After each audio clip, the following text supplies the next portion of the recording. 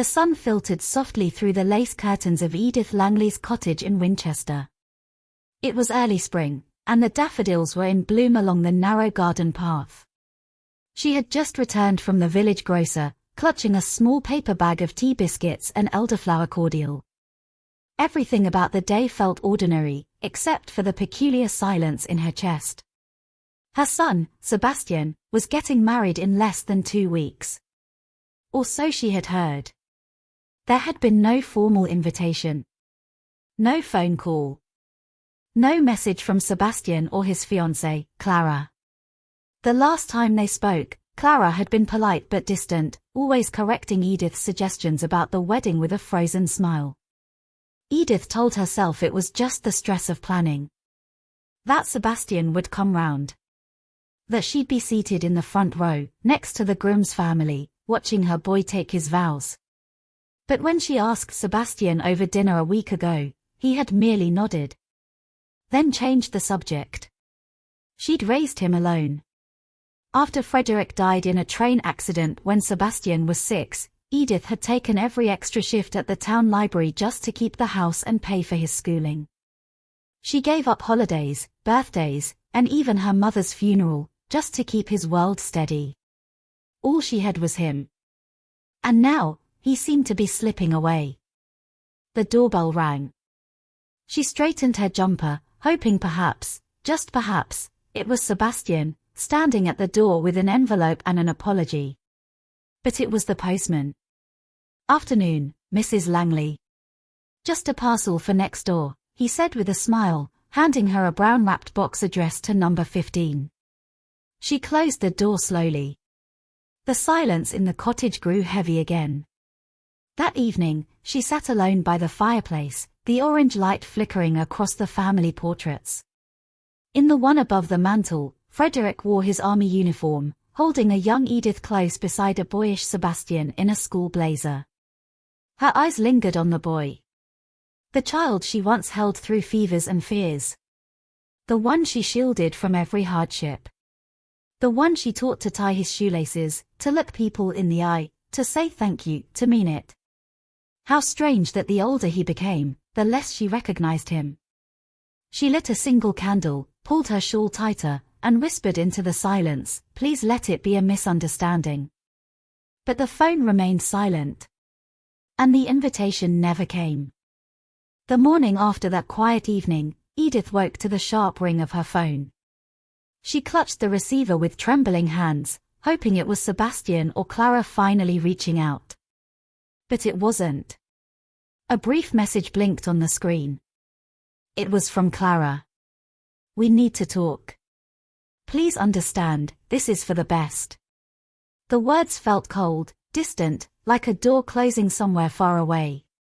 Edith stared at the message, searching for warmth or reason. But there was none. She remembered the early days when Clara had visited their home for tea. She had smiled sweetly then, admiring the lace curtains and Frederick's old oil paintings. She had laughed softly when Sebastian told stories about his father. Edith had hoped for friendship, or at least respect. Now, that hope seemed foolish. For days, Edith replayed Clara's words in her mind, trying to decipher the hidden meaning. Was she being pushed aside? Was this the beginning of a permanent exile? Her heart ached, but she refused to show weakness. She poured herself another cup of tea and sat by the window, watching the world outside carry on as usual. The daffodils waved gently in the breeze, indifferent to the storm inside her. Later that afternoon, Sebastian arrived unexpectedly. His eyes were tired, his voice hurried. "Mother," he said quickly, "Clara and we've been under a lot of pressure. The wedding plans, work. I didn't mean to shut you out." Edith nodded slowly, but something in his tone unsettled her. "I want you there on the day," he added, "but things have changed. Clara's family, they expect certain standards. You understand, don't you?" She forced a polite smile but felt the sharp sting of rejection. The woman who had raised him alone, who had sacrificed so much, was suddenly an inconvenient reminder of a past they wanted to forget. That night, Edith wrote a letter. Not a plea. Not a demand. Just the truth. She folded the paper carefully and placed it in an envelope, sealing it with a steady hand. Tomorrow, she promised herself, she would make a decision. The next morning, the house felt colder than usual. Edith packed her belongings carefully, folding each item with a strange sense of finality. She did not rush. There was no anger in her movements, only a quiet sadness that weighed heavily on her shoulders. She left a note on the kitchen table, next to the small brass key to the house. Dear Sebastian, I have decided to leave today. This house, our memories, belong to you. But I must find my own peace now. I wish you happiness with Clara and all the days to come. Please take care of the home, and of yourself. With all my love. Mother. Edith locked the door behind her, feeling the cold metal key turn one last time. The familiar creak of the door closing echoed down the empty hallway. As she walked down the lane, past the blooming gardens and quiet streets of Winchester, she did not look back. Her destination was uncertain, but the need to be free of silence and rejection was clear. For days, she stayed with an old friend in a neighboring village, surrounded by warmth and kindness she had forgotten she deserved. Meanwhile, Sebastian found the note that evening. His hands trembled as he read, and for the first time, the weight of his actions pressed upon him. He sat by the window, staring at the empty street outside. The house felt emptier than ever. Days passed, and the atmosphere in the house grew heavier with silence. Sebastian tried to reach out to his mother but found only closed doors and unanswered calls. The absence of Edith was a quiet echo that filled every room. Thomas, once confident and assured, now faced the harsh reality of loss. He wandered through the Victorian home alone, touching the faded wallpaper and the family portraits with a sense of emptiness. Olivia noticed the change too, the way his eyes seemed distant, as if carrying a burden too heavy to bear. One afternoon, Olivia suggested they visit the local gallery where Harold's paintings were being displayed. It was a rare moment of connection, a pause in the tension. Standing before a large canvas, Sebastian spoke quietly. Mother loved this place. She believed art could heal. Olivia nodded, her voice soft. Maybe we've forgotten what really matters. Meanwhile, Edith settled into a small cottage by the countryside, surrounded by nature and the gentle hum of life. She took long walks through the fields, feeling the sun on her face and the wind in her hair. For the first time in years, she allowed herself to breathe. Yet, her thoughts often drifted back to her son, to the house she left behind, and to the hope that one day, they might find their way back to each other. Weeks slipped by like fragile leaves drifting on a slow river. Edith's days in the countryside brought her moments of peace, yet her heart remained tethered to the life she had left behind. She often thought of Sebastian, wondering if he understood the depth of her pain or the silent sacrifices she had made. One misty morning, a letter arrived at the cottage. The handwriting was unmistakably Sebastian's, the paper creased as if folded and unfolded many times. Dear Mother, it began. I am sorry for the silence, for the distance between us. Olivia and I have had our differences, but none of that compares to the loss I feel without you. I wish to see you. To talk. To try to mend what has broken. Edith's hands trembled as she clutched the letter close. Hope stirred within her, cautious yet persistent. The following week, Sebastian traveled to the village, arriving with an awkward mixture of guilt and longing. Their reunion was quiet, tentative. No grand words, only the slow rebuilding of trust. They walked through the garden, the same garden Edith had loved for decades. The roses were just beginning to bloom, their petals soft with morning dew. Mother, Sebastian said gently, I never wanted to push you away. I was scared.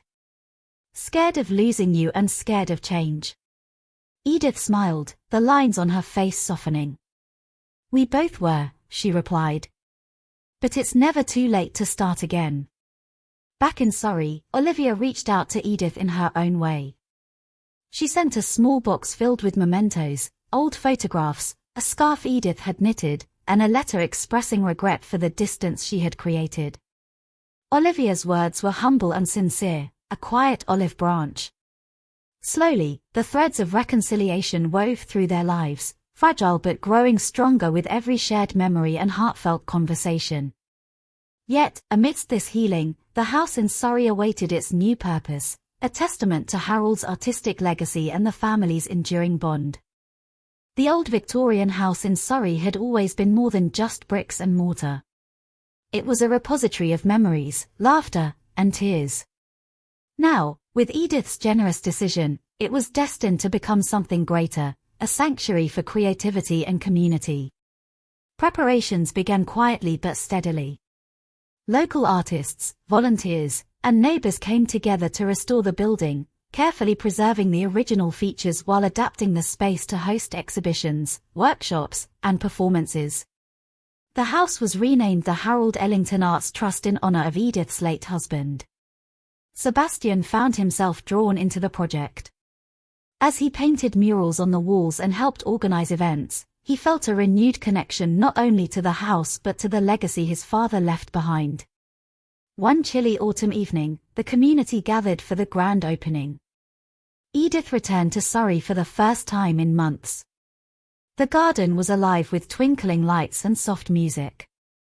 Faces familiar and new filled the rooms with warmth and excitement. Standing at the center of it all, Edith looked around with a gentle smile. She saw her son beside her, the family reunited not in perfect harmony, but in understanding and respect. As she spoke to the crowd, Edith's voice was steady, filled with gratitude. This place is not just a museum or gallery. It is a living testament to love, art, and the bonds that hold us together. The applause was heartfelt and long. The house, once silent and empty, now buzzed with life and hope. The days that followed the grand opening were filled with a renewed sense of purpose. Edith found herself embraced by the community, her presence no longer a source of tension but one of inspiration. She began teaching art classes for local children, sharing the passion that had always burned quietly inside her. Sebastian and Olivia, too, grew closer, learning to navigate their own challenges while supporting Edith's vision. Together, they organized charity events and workshops, breathing life into the trust and ensuring Harold's name would live on. One afternoon, Edith received an unexpected visitor. A young artist from London had come to seek mentorship, drawn by the story of the Ellington family and the trust they had created. Edith welcomed her warmly, seeing in the young woman a reflection of her own younger self, full of hope and eager to create. The legacy was no longer just about the past, it was blossoming into a future filled with promise. Despite the hardships and misunderstandings, Edith realized that life had a way of weaving new paths, mending old wounds, and opening doors that once seemed closed forever.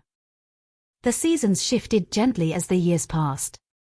The Harold Ellington Arts Trust flourished, becoming a beacon for artists and community members alike. Edith, now in her late 70s, often sat quietly in the sunlit garden, watching the life around her with contentment. On a crisp autumn morning, Sebastian and Olivia invited Edith to a small gathering within the house. Friends, neighbors, and local artists came together to celebrate not just the trust, but the woman whose courage and love had made it all possible.